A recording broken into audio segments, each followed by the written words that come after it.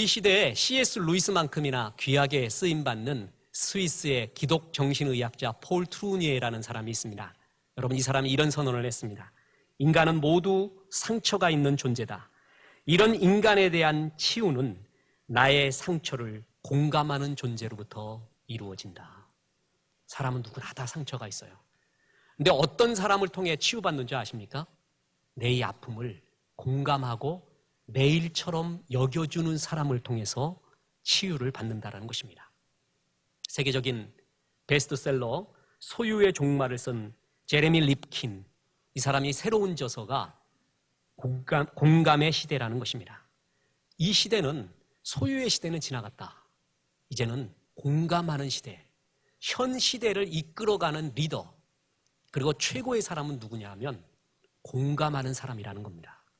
그러면서 공감이 힘이다 라고까지 표현을 했습니다. 오늘 바로 그 얘기입니다. 오늘 말씀의 주인공은 이웃을 공감하는 사람, 내 일처럼 여기는 사람의 이야기입니다.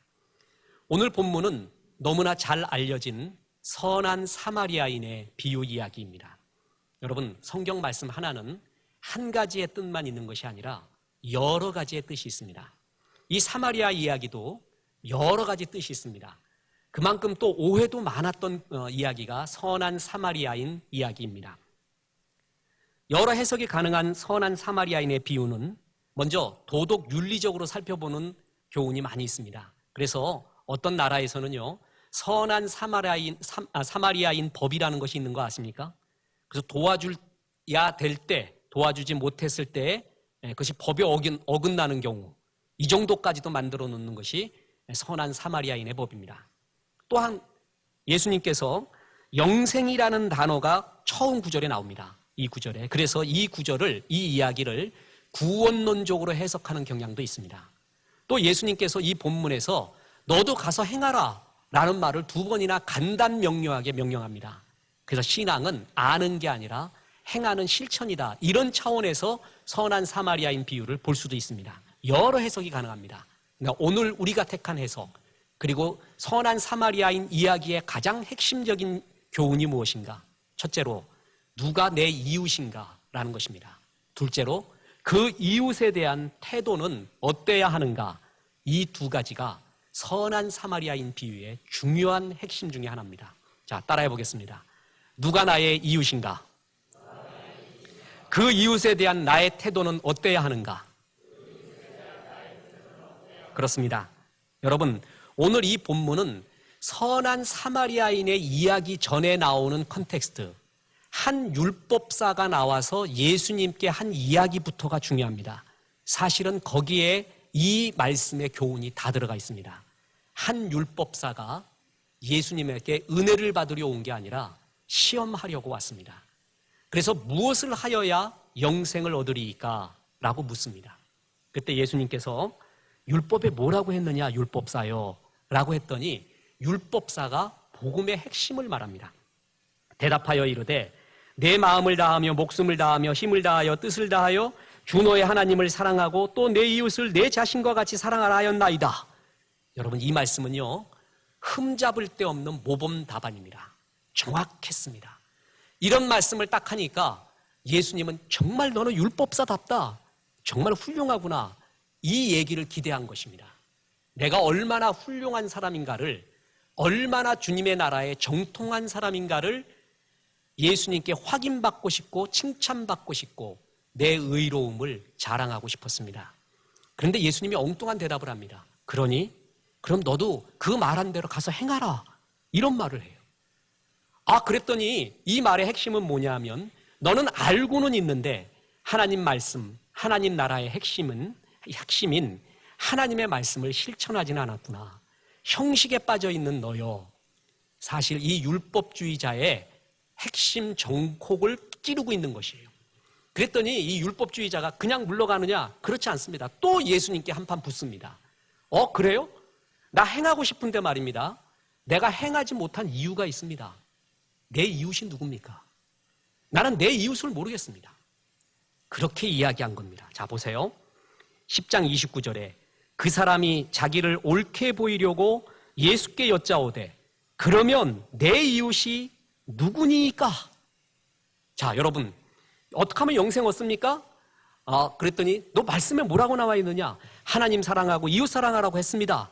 그러면 너 그렇게 행하면 되지 않느냐? 그러니까 하는 말이, 내가 내 이웃이 누군 줄 모르기 때문에 내가 사랑의 실천을 못했습니다. 그 얘기예요. 나는 준비가 돼 있습니다. 사랑을 실천한 준비가 돼 있고 마음도 돼 있는데, 내 사랑을, 내 마음을 받을 만한 이웃이 누굽니까? 내 사랑을, 적어도 내 정도의 모습을 갖고 있는 그런 내 사랑을 받을 만한 자격이 있는 이웃이 누굽니까? 그걸 물어본 거예요. 이해하시겠습니까? 나는 문제가 없어요. 이웃에게 문제가 있다는 것입니다. 이 본문의 핵심 단어 중에 하나가 뭐예요? 옳게 보이려고 해요. 자, 보세요. 10장 29절 다시 보세요. 그 사람이 자기를 뭐라고요? 옳게 보이려고. 이 사람은요, 예수님께 은혜 받으러 온 사람이 아니에요. 자기가 얼마나 멋있는가를 보여주고 예수님이 그거를 옹호해 주기를 바란 거예요. 그래서 그 자세로 서 있는 거예요. 여러분, 우리 성도도 이런 율법주의자, 율법사의 자세로 예배를 드리면 안 되죠? 여러분, 말씀의 은혜는요, 내 장점과 나를 옹호해 주는 말씀이 나올 때보다 나를 지적해 줄 때입니다. 나에게 회개를 요구할 때입니다. 말씀에 비추어서 내가 얼마나 죄인이었단가를 보여줄 때예요. 그걸 듣고 회개하며 애통하며 돌아설 때 은혜가 있는 거거든요. 근데 이 율법주의자는요, 그런 자세가 없어요. 그런 말이 나오면 귀를 닫아버려요. 그리고 나를 옹호해 주는 말, 나를 칭찬해 주고 옳게 인정해 주는 말만 나오면 아멘하고 야단하는 그런 자세로 주의 말씀 앞에 나왔어요. 예배의 자세가 아니었어요. 자기를 옳게 보이려고 예수님과 변론합니다. 자, 그새 잊어먹었습니까? 예수님께 옳게 보이려고 나왔어요. 멋지게 보이려고 나왔어요. 그래서 말합니다. 영생 어떻게 하면 얻습니까? 그래서 너 하나님 말씀에 뭐라고 되어 있느냐? 하나님 사랑, 이웃 사랑이라고 말하고 있어요. 그러면 너 그렇게 행하면 되지 않느냐? 이 사람 행하고 있지 않거든요. 그랬더니 나는 행하고 싶은데요, 이웃이 문제예요. 내 사랑을 받을 만한 이웃이 누굽니까? 적어도 나 정도의 사람, 나 정도의 마음을 받을 만한 이웃이 누굽니까? 그 이야기가 선한 사마리아인 이야기의 컨텍스트, 배경입니다. 그런 가운데 그럼 내가 이웃을 가르쳐 줄까? 너한테 걸맞는 이웃을 가르쳐 줄까? 그리고 그 이웃에게 어떻게 해야 되는가를 가르쳐 줄까? 그게 바로 선한 사마리아인의 이야기입니다. 이런 배경 속에서 선한 사마리아인 이야기가 나왔습니다. 자, 잘 알다시피 어떤 사람이 예루살렘에서 여리고로 가다가 강도를 만났습니다. 그때 여리고는요, 교통상업의 중심지예요. 돈이 많이 모이는 곳이었어요. 그래서 강도들이 같이 모였습니다. 패밀리들이 모여 있는 곳이었어요. 그러다가 그 길에 사고 나는 경우가 많이 있었습니다. 그래서 어떤 사람이 강도를 만나게 돼서 쓰러지게 되었죠. 이때 유명한 세 종류의 사람이 지나갑니다. 한 종류는 없어야 될 사람, 또 한 종류는 있으나 마나한 사람, 또 하나는 꼭 있어야 될 사람이죠. 많이 들었던 이야기 아닙니까? 없어야 될 사람은 누구예요? 강도입니다. 있으나 마나한 사람은 누구였어요? 제사장과 레위인이었습니다. 꼭 있어야 될 사람은 누구였어요? 사마리아 사람이었습니다. 여러분 묻습니다. 어떤 사람이 돼야 되겠어요? 예, 꼭 있어야 될 사람, 선한 사마리아 사람이 돼야 되겠죠? 근데 내가 어디에 있는가, 이 말씀을 통해서 한번 잘 돌아보세요. 여러분, 제사장과 레위인은 지나가 버렸습니다. 왜 지나갔는지 아세요? 이 말씀의 배경을 중심으로 생각하면 압니다. 왜 지나갔어요? 내 이웃이 아니라는 거예요. 저 쓰러져 있는 사람은 내가 관심을 주고 내가 마음을 줘야 될 이웃, 나의 사랑의 대상이 아니라는 것입니다. 나는 내일이 급하다고 합니다. 저런 사람 잘못 만났다가 부정하게 돼서 제사장과 레위인의 주된 업무인 제사가 부정타게 돼요. 심지어는 죽은 사람 만졌다가는 잘못 만졌다가 죽을 수도 있어요. 소 한 마리를 들이며 대속을 해야 됩니다. 제산도 엄청나게 손해를 봅니다. 내 일은 지금 성전에 가서 제사 잘 지내는 일이지 저 사람은 내 일이 아니에요. 내 이웃이 아니에요. 그래서 지나간 것입니다. 그런데 선한 사마리아인은 어떻게 했습니까? 내 일로 여겼습니다. 그래서 가까이 다가갑니다. 불쌍히 여겼습니다. 기름과 포도주를 상처에 붓고 싸매고 자기 짐승을 태워 주막에 데리고 갑니다. 그리고 주막 주인에게 2데나리오를 주면서 부족하면 내가 내일 다시 오겠습니다. 이 사람을 잘 돌봐주십시오 라고 말했어요. 자, 이 이야기를 끝내고 나서 주님이 다시 묻습니다. 처음 이야기를 꺼냈던 율법 학사에게 물었습니다. 내 생각에는 이 세 사람 중에 누가 강도 만난 자의 이웃이 되겠느냐? 이르되 자비를 베푼 자니이다. 예수께서 이르시되 가서 너도 이와 같이 하라. 여러분, 율법 학사에게 이웃이 누구냐고 물어봤잖아요. 이웃이요? 내 사랑을 줄 이웃이 누굽니까? 저기 쓰러져 있는 사람, 너의 도움을 필요로 하는 그 사람이 너의 이웃이다. 다른 사람 지나갔지 이웃처럼 여기지 않았느니라.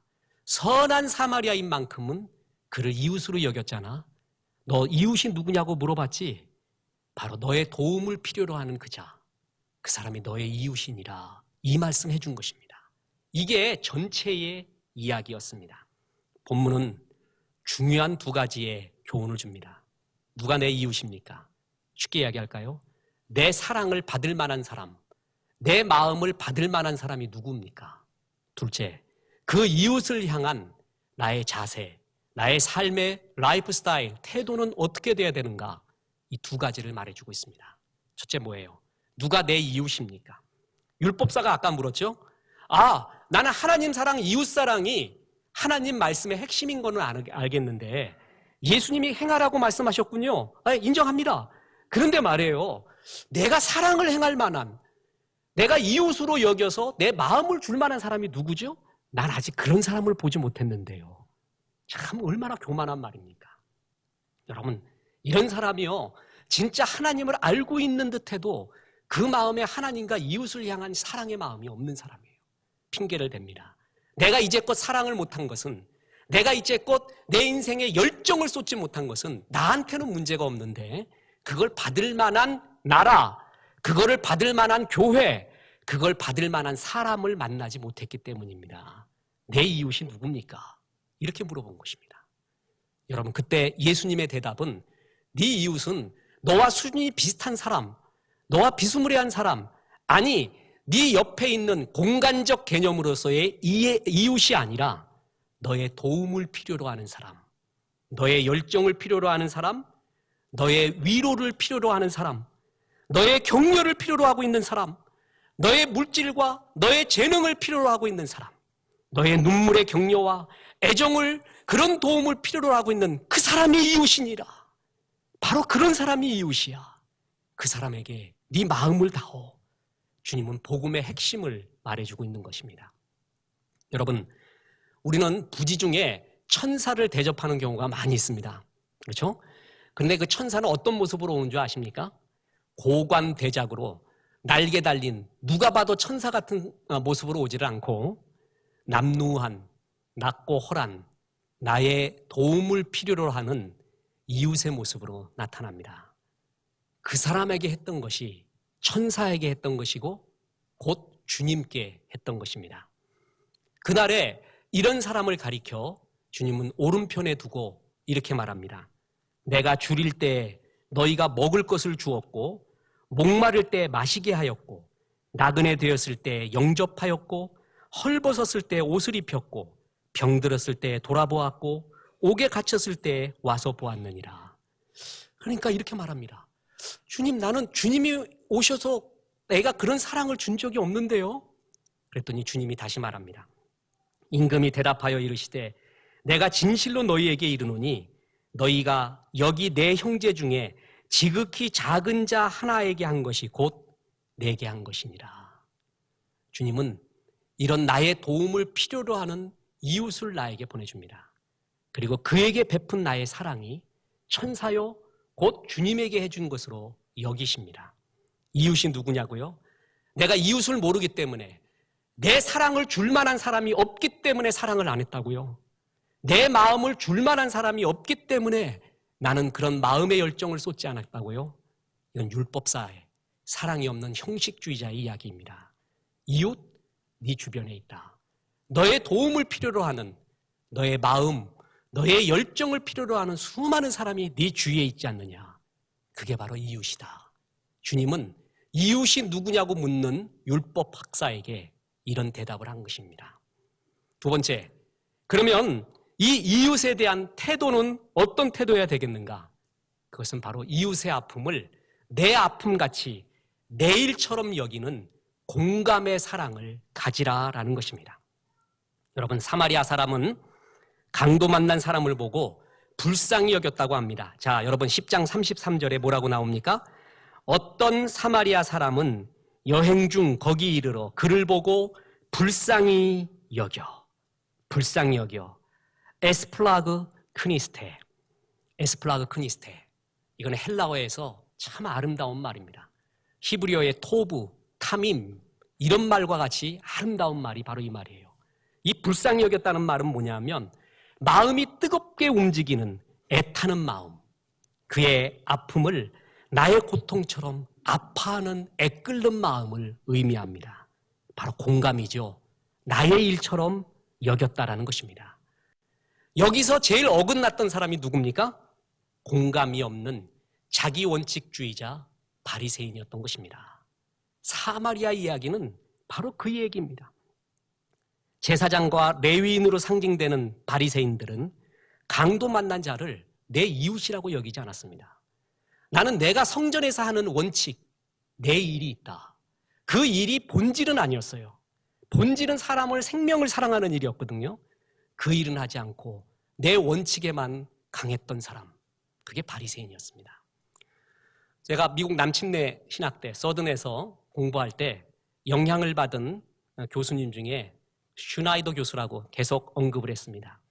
이 슈나이더 교수는 바리새인 연구의 대가입니다.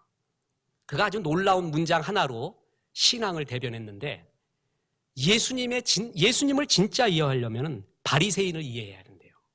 그리고 바울의 편지를, 서신을 진짜 이해하려면 영지주의를 이해해야 된다는 것이에요.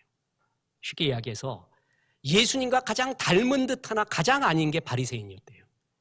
바울의 사상과 하나님의 말씀과 가장 비슷한 듯하나 가장 아닌 게 영지주의자였습니다. 그래서 영지주의자와 바리새인을 알면 참 신앙을 알고 거짓 신앙을 안다는 것이에요. 여러분, 바리새인은 정말 주님의 말씀과 생각에 비슷한 것 같았습니다. 그러나 정말 아니었습니다. 예수님은 신랄하게 비판한 무리 하나 있었는데 그게 바로 종교주의자였던 바리새인들이에요. 그런데 이 율법사가요, 얼마나 자기 원칙에 강했는가. 여러분, 굉장히 아이러니해요. AD 70년에요.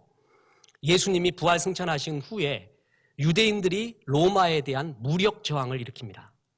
그때 로마의 장군 티투스가 예루살렘을 함락하게 됩니다. 유대인들은 그 유명한 마사다 요새로 도망을 갑니다. 티투스는 마사다로 가는 골목길을 발견하고 공격을 하는데 언제 하는 줄 아세요? 안식일 날 합니다. 그랬더니 마사다에 마지막 저항을 벌이던 유대인들은 이날이 안식일이라고 그냥 다 맞아 죽어요. 그냥 칼로 맞아 죽어요. 내가 죽으면 죽였지 안식일은 지키리라. 정말 아이러니해요. 이 정도로 자기 원칙에 강했던 사람들이에요. 그게 바로 바리새인이었어요. 바리새인. 율법합사였죠. 차라리 내가 안식일 날 죽으면 죽였지 전쟁하는 일은 못하리라. 그게 그들이었단 말이에요. 여러분, 이 자기 원칙으로 바로 안식일을 만든 예수님까지도 자기들이 세운 원칙으로 예수님을 죽여버립니다. 여러분, 안식일을 잘 지키기 위하여 율법 학사들은 몇 시까지 몇백 가지로 안식일을 지키는 법에 대한 규례를 스스로 만듭니다. 예수님을 보니까요, 선한 일을 많이 하세요.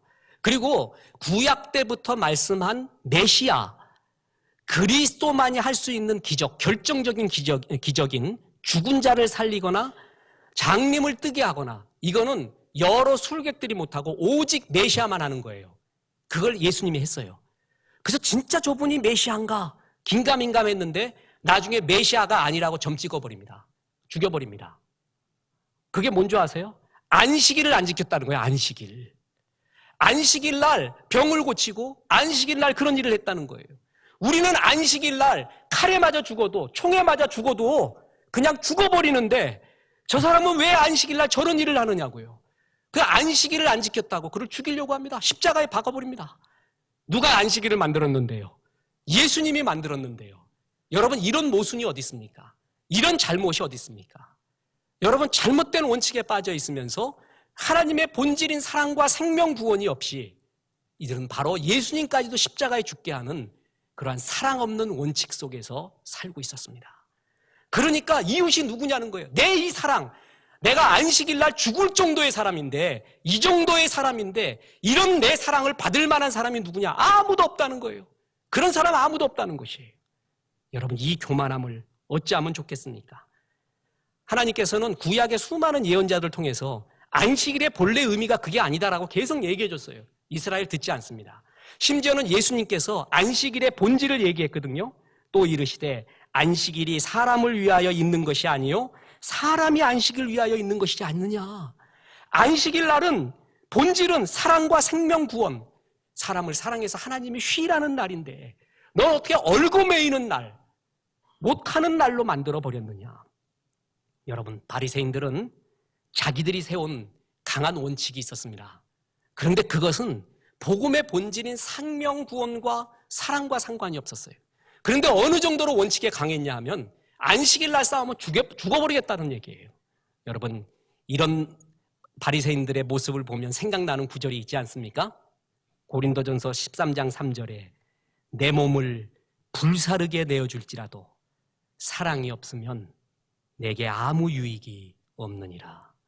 불사르게 내어줘요. 자기가 생각하는 원칙에 불사르게 자기를 태워요. 그런데 네 원칙이 본질이었냐 말이에요.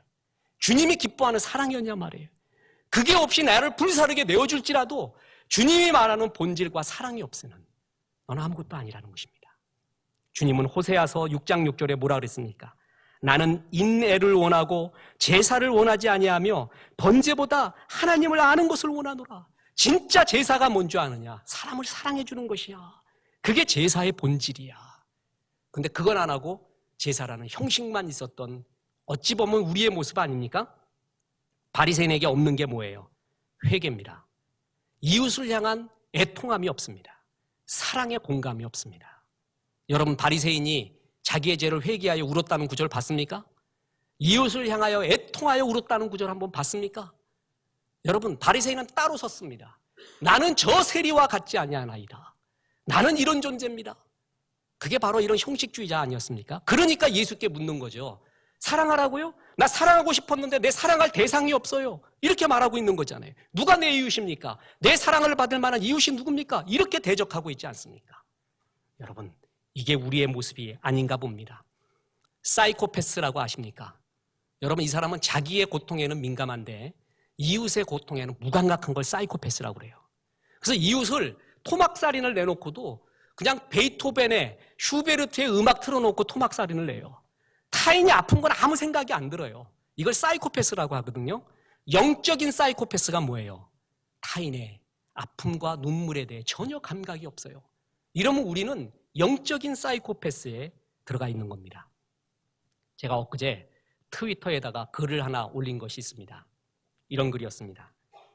읽지 않은 책은 라면 받침대, 읽지 않은 신문은 신문지, 사랑 없는 인간은 깡통 로봇. 여러분, 책 읽지 않으면 라면 받침대야. 신문 읽지 않으면 신문지요. 사랑이 없는 인간은 그냥 깡통 로봇이라는 것입니다. 여러분, 이 바리새인들은 사랑이 없었습니다. 그리고 예수께 옳게 보이려고 항상 그들의 의식은 본질은 없으며 옳게 보이고 싶었습니다.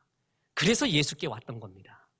그 이야기 가운데 이웃을 가르쳐줬고 이웃에 대한 태도를 가르쳐준 것입니다. 이제 중요한 결론으로 들어가겠습니다. 여러분, 선한 사마리아인처럼 살고 싶어요? 제사장과 레위인처럼 살고 싶어요? 지금 이 이야기에서 이거 물어보나 말하죠. 그런데 여러분, 우리가 이런 선한 사마리아인의 마음을 갖고 싶은데 잘 안 돼요. 돼요, 안 돼요? 안 된다고요. 여러분, 왜 안 되는 줄 아십니까? 은혜를 못 받아서 그래요. 여러분, 은혜 못 받으면요, 이런 마음이 안 들어요. 이게 핵심이에요. 나도 이렇게 살고 싶어. 잊을 거는 잊고 싶어요. 그리고 기억할 걸 기억하고 싶어요. 이런 따뜻한 마음을 품고 싶어요. 근데 안 돼요. 우리의 수많은 죄성이 나를 눌러요. 은혜를 못 받아서 그렇습니다. 여러분, 이 은혜를 받는 법이 뭔지 아세요? 이런 가운데서 주님, 내 마음을 보니까 아픈 이웃을 보고 지나치는 제사장과 레위인이 꼭 납니다. 주님, 나를 도와주십시오. 내가 이런 메마른 가슴을 갖고 있으니까 나를 좀 도와주십시오 라고 애통해할 때, 그런 기도를 드릴 때 그제서야 주님이 그에게 은혜를 부어주기 시작합니다. 나를 옳게 보이려고 자꾸 나서서는 안 돼요. 주님, 내가 이런 죄인입니다. 이런 메마른 가슴이 나에게 있습니다. 나를 좀 도와주십시오. 이런 애통하는 마음을 주 앞에 기도할 때 주님이 그제서야 그 사람의 겸손을 보고 그에게 은혜를 베풀어 준다는 것입니다. 여러분, 저는 어느 날 교회에서 이렇게 비 오는 걸 딱 보고, 여러분 비 올 때 차 속에 있으면 되게 좋잖아요. 그죠? 그리고 조용한 찻집에 앉아서 커피 마시면서 밖에 비 내리는 거 얼마나 좋아. 비 맞고 다니는 놈 막 중얼중얼거리잖아요. 하필이면 지금 비가 와갖고. 나도 구경을 하고 있었어요. 관조하고. 근데 어린애가 지나가는 거예요. 그래갖고 커피 마시다가 놔두고 뭐냐면 교회에 있는 우산을 갖고 갔어요. 아기야, 이거 좀 써라. 여러분, 내가 원래 정이 그렇게 많은 사람인가? 그렇지 않았어요. 근데 왜 그렇게 써요? 꼭 그놈이 내 둘째 아들 같더구만. 생긴 것도 그렇고 나이도 그래요. 그러니까 걔를 보면서 뭘 느낀 거예요? 우리 애가 비 맞는 것 같았어요. 그 측은지심이 든 거예요. 공감이 든 거예요. 그래서 그에게 우산을 줬어요. 사실 공감은요, 인간이 말하는 공감은 내 경험을 넘어가지 못합니다. 내가 경험한 거 안에서 공감을 하지 않아요? 그래서 고난이 좋은 이유가 뭔지 아세요? 고난은 내 경험을 넓힙니다. 체험을 넓힙니다. 그래서 고난당하는 사람을 더 이해하게 돼요. 저런 사람도 이해하게 되는 게 고난이에요. 여러분, 공부 지지리게 못 해보면요, 어떤 사람의 표현에 의하면 어렸을 때 껌 좀 씹어본 놈, 학교 다닐 때 껌 좀 씹어본 놈은 껌 씹는 애의 마음을 알아. 근데 우등생은 그 마음 몰라요. 항상 우등생의 눈에는 껌 씹는 애는 나쁜 놈이야. 이렇게 지적을 해요. 여러분, 내 경험이 사실 공감의 영역이에요. 경험을 넘지 못하거든요. 그런데 하나님의 나라는 경험마저도 넘어야 돼요. 이 경험, 내가 경험하지 않았더라도 강도 만난 이웃이 나처럼 느껴지는 건 뭔지 아세요? 은혜를 받을 때 가능해요. 예수의 사랑과 예수의 은혜가 내 마음에 있으면 내가 경험하지 않았더라도 그런 마음을 느끼게 된다는 것이죠. 예수님이 내 제자가 되려면 서로 사랑하라고 했대요. 이것은 새 계명이라고 말했어요. 여러분, 사랑하라는 말은 계명, 새 계명이 아니에요. 옛날부터 들어온 너무나 진부한 이야기잖아요. 그런데 왜 예수님은 새 계명이라고 말했어요? 그 뒤에 답이 있어요. 내가 너희를 사랑한 것 같이. 전에는 사랑이라는 것이 네 안에서 나왔다. 네가 만들어내려고 하니까 힘들었는데 내가 너를 사랑하지 않았니? 나의 사랑이 네 가슴에 있지 않느니? 그러면 그 나의 사랑으로 이웃을 사랑할 수가 있단다. 쉽게 이야기할까요? 예수의 사랑을 체험을 해야 돼요. 예수의 사랑에 대한 은혜가 있어야 돼요. 그래야 이웃에 대한 공감이 있고 이웃에 대한 선한 사마리아인의 마음을 가질 수가 있다는 것입니다. 여러분, 제가 어떤 딱딱한 이야기 두 가지를 들려드릴까 합니다. 베로니아 연인들의 비극적인 결말, 연인이 죽었다고 오인한 후에 청년이 목숨을 끊음, 그의 운명을 확인한 후 처녀도 자살. 어느 신문 기사예요. 또 하나의 기사, 젊은 부부가 가정불화를 이유로 열차 밑으로 몸을 던져 사망. 여러분, 이거 보고 그냥 그렇겠니 뭐 이렇게 아무런 감동이 없죠. 첫 번째 이야기가 로미오와 줄리엣의 이야기고 두 번째 이야기가 안나 까레리나의 이야기입니다. 여러분, 이걸 소설을 읽으면 얼마나 구구절절하고 가슴을 칩니까? 그런데 감정이 이입되지 않고요, 마음이 이입되지 않고 객관적으로만 보잖아요. 그럼 딱 두 줄의 기사로 나와요. 신문 기사로 나와요. 아무런 감동이 없어요. 지금 선한 사마리아인은 안나 까레리나로 로미오와 줄리엣으로 들어갔어요. 그런데 율법 학사는 그냥 객관적으로만 봐요. 내 이웃이 아니래요. 내 마음을 줄 만한 상대가 아니라고 하고 있어요. 이게 바로 우리의 모습이 아니겠습니까? 부활하신 예수님을 만난 제자들이 황홀해했습니다. 한 사람만 냉랭했어요. 그게 누구였습니까? 도마였어요. 그러면서 도마가 말합니다. 내가 그의 손 못자국을 보며 내 손가락을 그 못자국에 넣으며 내 손을 그 옆구리에 넣어보지 않고는 믿지 아니하겠노라. 지금 도마는 이런 말 하는 거예요. 아그들아, 흥분하지 말라. 감청에 치우치지 말란 말이야. 그때 너희들이 본 것은 부활이 아니라 잠시 헷가닥에서 헛것을 본 것일 수가 있어. 객관적 보편 타당성 있게 살자. 왜 그런 소리 하느냐, 이렇게 얘기하는 거예요. 왜 도마가 이런 냉랭한 소리 하고 있습니까? 은혜를 못 받아서 그래, 은혜를. 그랬더니 그런 사람 앞에 누가 나타나요? 예수님이 나타나요. 아기야, 네 손을 내 손과 옆구리에 넣어봐라. 그리고 믿음 없는 사람, 마음이 없는 사람, 사랑이 없는 사람이 되지 말고 사랑의 사람, 믿음의 사람이 되라. 그 예수님이 나타나니까 도마가 변해요. 은혜를 받아야 변하는 거예요. 내가 만들어낼 수가 없는 거예요. 사실 우리의 죄의 본성은 레위인, 지나가는 제사장과 레위인과 같습니다. 이래서는 안 되지 하면서도 계속 그러고 있습니다. 여러분, 은혜를 받아야 돼요. 주의 사랑이 내게 느껴져야 돼요.